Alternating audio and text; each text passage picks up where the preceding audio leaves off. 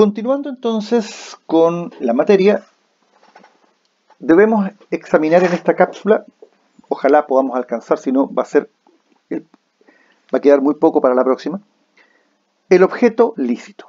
A ver, para que el acto jurídico produzca todos los efectos que le son propios, el objeto tiene que ser lícito. Lo normal es que el objeto, además de existir, sea lícito, evidentemente. Ahora, lo primero que tenemos que tener claro es que nuestro Código Civil no define lo que es objeto. No define lo que es objeto ilícito. Lo que nuestro Código Civil hace es abordar entre los artículos 1462 y 1466 casos de objeto ilícito. Es decir, aborda el objeto bajo una lógica de enumeración y casuístico.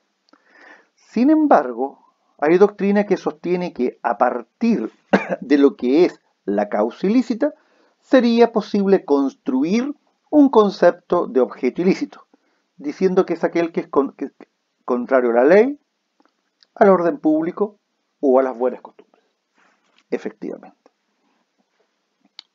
Dicho eso, entonces, vamos a examinar los casos de objeto ilícito que contempla el Código. Primero, hay objeto ilícito en todo lo que contraviene al derecho público chileno. Y esto está recogido en el artículo 1462. ¿Cuál es el derecho público chileno? El derecho público chileno es aquel que regula o reglamenta, entre otras, la organización del Estado, la organización de la función ejecutiva, la organización de la función legislativa, la organización de la función judicial, la organización de la función contralora, entre otras. Es decir, todo aquello es lo que, el derecho público es el derecho político, el derecho constitucional, el derecho administrativo, el derecho procesal, el derecho penal, son ramas que forman parte del derecho público. Es decir, todo aquello que contravenga nuestro derecho público adolecería de objeto ilícito. Y la ley pone un ejemplo, y la ley dice, mire, así, la promesa de someterse en Chile a una jurisdicción no reconocida por las leyes chilenas es nula por el vicio del objeto. O sea, como si en un contrato incorporáramos una cláusula que frente a un conflicto, este conflicto lo va a resolver, por ejemplo, los tribunales de Tanzania, los tribunales de Vietnam, o, por ejemplo, algún sistema judicial no reconocido por nuestra legislación. A ver, esto sí exige hoy una prevención. A ver, la globalización ha traído consigo que las distancias se acorten. Y hoy en día existen normativas que reglamentan la contratación internacional. Y muchas de esas normativas estatuyen que los conflictos jurídicos hayan de ser resueltos por tribunales que van a estar en un lugar completamente diferente a aquel de donde son las partes contratantes. O sea, hoy día, este ejemplo que pone el código está muy desfasado, porque existe, por ejemplo, tribunales arbitrales internacionales, existen un conjunto de tribunales que van a conocer de controversias de comercio. Entonces, yo les diría que hoy en día ya es común que se establezcan cláusulas de competencia por tribunales que de alguna manera, están fuera de nuestro alcance. Ahora, lo que sí hay que tener claro que lo que se castiga con objeto ilícito es someterse a una jurisdicción no reconocida por Chile. Por lo tanto, toda jurisdicción reconocida por Chile, ¿cierto?, extranjera, es perfectamente posible que ella esté incorporada dentro de un mecanismo o dentro de un contrato. Si aquí lo importante es aquellos estados o naciones que surgen y que no tienen reconocimiento por parte de nuestro derecho. Cuando ello ocurre, evidentemente no podemos incorporar cláusulas asociativas digamos, o que de alguna manera vayan en contra de nuestro derecho público. También hay objeto ilícito en el derecho a suceder por causa de muerte a una persona viva. Es decir, mientras vive una persona, no podemos hablar a su respecto de la herencia, ni menos podemos realizar actos y contratos con relación a, entre comillas, a esa herencia de una persona viva, como por ejemplo, que estando vivos ambos padres, los hijos realicen negocios jurídicos de transferencia de sus derechos hereditarios. Por ejemplo, una compraventa de derechos hereditarios o una donación de derechos hereditarios. La ley prohíbe los llamados pactos sobre sucesión futura. Esto es, aquellos pactos en que se dispone del derecho a suceder por causa de muerte respecto de una persona que todavía vive. La ley considera estos pactos inmorales y al mismo tiempo peligrosos. ¿En qué sentido inmorales? En cuanto se especularía con la muerte de una persona.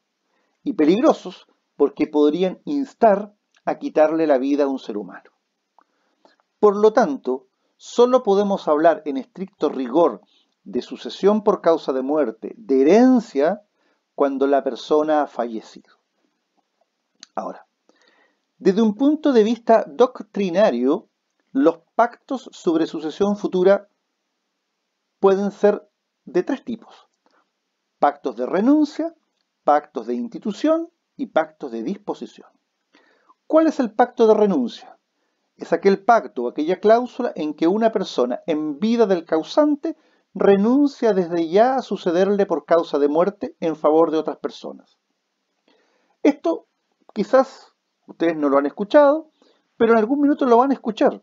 Cuando una persona dice, mire, yo no tengo ningún interés en la herencia de mis padres. Todo lo que a mí me corresponda, por favor, que lo reciban mis otros hermanos. Esa estipulación, ese pacto, es un pacto de renuncia. Pacto de institución. Es aquel pacto en que el futuro causante, en vida, se obliga a instituir como heredero a una determinada persona. O sea, por ejemplo, un abuelo suscribe una escritura pública en la cual él asume la obligación de que en su futuro testamento va a asignarle a un nieto o una nieta la cuarta de libre disposición. Y finalmente tenemos el pacto de disposición, en que una persona llamada a suceder a otra cede sus eventuales derechos en vida del futuro causante. O sea, la ley, insisto, castiga con objeto ilícito los pactos sobre sucesión futura. Estos pactos los prohíbe, sean a título gratuito o a título oneroso. Sin embargo, la ley solo establece con carácter excepcional el valor jurídico de un pacto sobre sucesión futura, que es el llamado pacto de no mejorar, que es un pacto de institución regulado en el artículo 1204 del Código. Cuando estudiemos derecho sucesorio y estudiemos las asignaciones forzosas y dentro de ellas la asignación forzosa de la mejora, vamos a estudiar el pacto de no mejorar. Pero por ahora solamente tengan claro ustedes que los pactos sobre sucesión futura adolecen de objeto ilícito, salvo uno, que es el pacto del 1204. Tercera hipótesis de objeto ilícito. Hay objeto ilícito en la enajenación de las cosas enumeradas en el artículo 1464.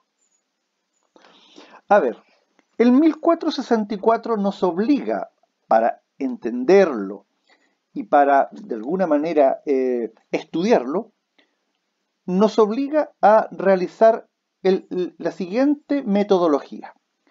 Primero, vamos a tener que determinar cuál es el sentido y alcance de la expresión enajenación que emplea el 1464. Y una vez precisado lo que es el concepto de enajenación, vamos a tener que formularnos una segunda pregunta. Si las cosas cuya enajenación está prohibida, ¿se pueden o no se pueden vender? Porque enajenación y venta son conceptos completamente diferentes. Y una vez despejada ambas interrogantes, esto es, ¿qué es enajenación?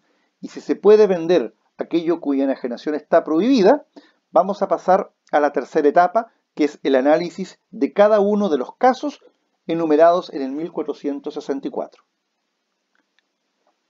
Esta norma del 1464, por favor, se necesita conocerla, saberla, estudiarla, y claramente esta norma es de aquellas disposiciones que un alumno de Derecho y un futuro abogado tiene que saber claramente. O sea, aquí, por favor, apliquen la memoria porque esto tiene que sabérselo perfectamente.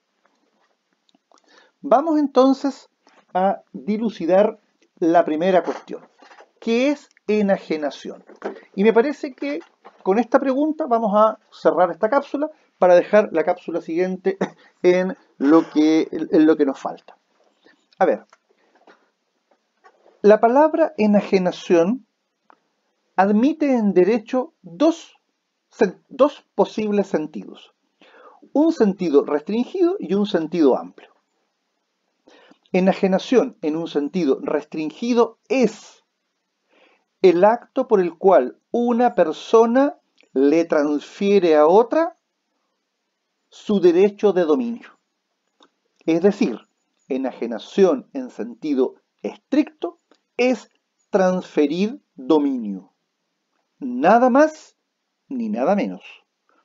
Transferir dominio. En cambio, en un sentido amplio, enajenar es transferir dominio o, por favor, o constituir sobre el bien cualquier otro derecho real, como un usufructo, una hipoteca, una prenda, una servidumbre activa, uso o habitación.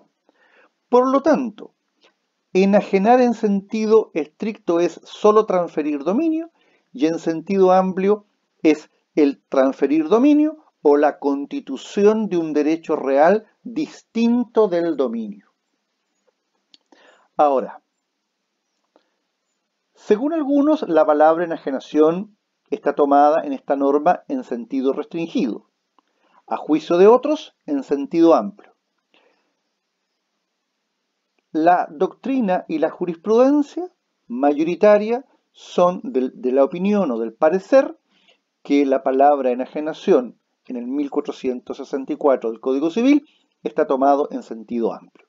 Por lo tanto, habría objeto ilícito si yo mañana transfiero el dominio de alguna de las cosas allí enumeradas o constituyo respecto de ellas algún derecho real diferente al dominio, como sería, por ejemplo, hipotecar alguno de esos bienes, prendar alguno de esos bienes, constituir un derecho real de usufructo, constituir un derecho real de servidumbre, constituir un derecho real de uso o habitación. Por lo tanto, lo primero que tenemos ya claro del 1464 es que la expresión enajenación está tomada en sentido amplio. Por lo tanto, respecto de las cosas que allí se enumeran del 1 al 4, yo no puedo ni transferir a su respecto el dominio, ni constituir un derecho real distinto del dominio. Ahora, en la próxima cápsula continuaremos con el análisis del objeto ilícito.